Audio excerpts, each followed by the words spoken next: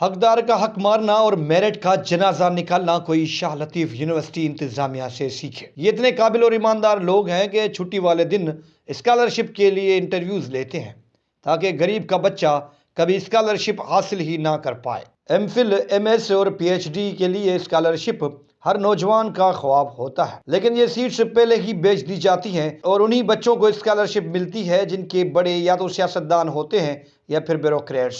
باقی غریب کا بچہ بھلے دھکے کھاتا رہے، یونیورسٹی انتظامیہ کو کوئی فرق نہیں پڑتا۔ شاہ عبداللطیف یونیورسٹی انتظامیہ کو چاہیے تھا کہ وہ شاہ صاحب کے نام کا ہی تھوڑا سا لحاظ کر لیتے۔ اسکالرشپ اپنے ہی بچوں یا پولیٹیشین کے بچوں کو دینی ہی تھی تو سر عام اعلان کر دیتے تاکہ غریب کا بچہ میرٹ کی امید لگائے تو نہ بیٹھا رہتا۔ جب یونیورسٹی انتظامیہ کی چوری صحافی فاروق شومرو پکڑ لیتے ہیں تو انتظامیہ کی جانب سے ان کا ترجمان ایک بیان جاری کرتا ہے اور وہ چھٹی والے دن یعنی کشمیر ڈے پر انٹرویوز لینے کا اعتراف کر لیتے ہیں۔ ذرائع بتاتے ہیں کہ 4 دن پہلے شاہ لطیف یونیورسٹی میں 140 کینڈیڈیٹس کو انٹرویوز کے لیے بلایا جاتا ہے۔ 2 بجے تک بچے انتظار کرتے رہتے ہیں لیکن کسی کا انٹرویو نہیں ہوتا اور انہیں واپس گھر بھیج دیا جاتا ہے۔ جب غریب کے بچے اپنے گھروں کو مایوس ہو کر لوٹ جاتے ہیں تو پھر یونیورسٹی انتظامیہ 5 فروری کو ایم فل اور پی ایچ ڈی کی اسکالرشپ کے لیے انٹرویوز کی خانہ پوری کرتی ہے۔ اصل میں ان یونیورسٹیز میں سیاسی مداخلت اور کچھ کرپٹ عناصر کی کرپشن کی وجہ سے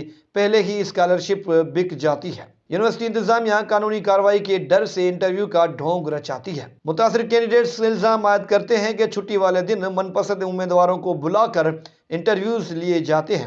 جو ٹیلنٹڈ بچے تھے یا غریب کے بچے تھے انہیں نظر انداز کر دیا جاتا ہے۔ اب غریب کے بچوں نے سی ایم سندھ اور شاہ عبداللطیف یونیورسٹی کے وائس چانسلر سے نوٹس لینے اور دوبارہ انٹرویو لینے کا مطالبہ کیا ہے، لیکن مجھے نہیں لگتا کہ غریب کے بچوں کے مطالبات کی وی سی کے سامنے کوئی حیثیت ہوگی۔